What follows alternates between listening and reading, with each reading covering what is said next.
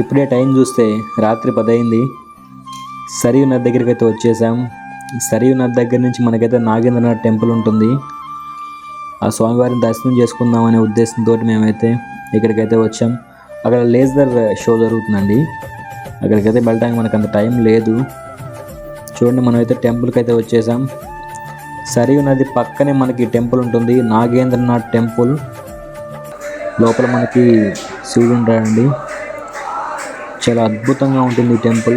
ఖచ్చితంగా మీరైతే ఈ సరియు నది దగ్గరికి వచ్చినప్పుడు నాగేంద్రనాథ్ టెంపుల్ని అయితే విజిట్ చేయండి.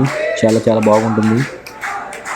అసలు లోపలికి వెళ్తే ఆ భక్తి పరవశం అనేది వేరుగా ఉంటుంది అన్నమాట. మన ఫీలింగ్ మొత్తం మారిపోతుంది. మనకి ఏదైనా ప్రాబ్లమ్స్ ఉన్నా, ఏదైనా బాధలు ఉన్నా కూడా అవన్నీ ఇక్కడికి వచ్చినాక అసలు ఏం గుర్తుండవు అనమాట. మనం కేవలం ఈ భక్తిలో లీనమైపోతాం అనమాట. అలా ఉంటాయి ఇక్కడ గుళ్ళు, ప్రదేశాలు, అట్మాస్ఫియర్ అనేది చాలా చాలా బాగుంటుంది. సో మీరు కూడా చూడండి, ఈ శివలింగాలు అనమాట. ఒక్కొక్క రాతితో చేసిన శివలింగాలు, అలాగే విగ్రహాలు చాలా బాగుంటాయి.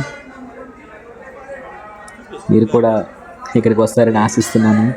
ఎప్పుడు ఇంట్లో ఉంటే ఏముంటుంది, ఇంటి దగ్గర ఉంటే ఉంటుంది, ఏముండదు కదా. తిరగాలి బయట. ఖచ్చితంగా మనమైతే మన టెంపుల్స్ని అయితే మనం చూడాలి, విజిట్ చేయాలి. మన చరిత్ర గురించి కొంచెం తెలుసుకోవాలి. మన పిల్లలకి చెప్పగలగాలి. మన పిల్లల్ని కూడా మనలాగే పెంచాలి.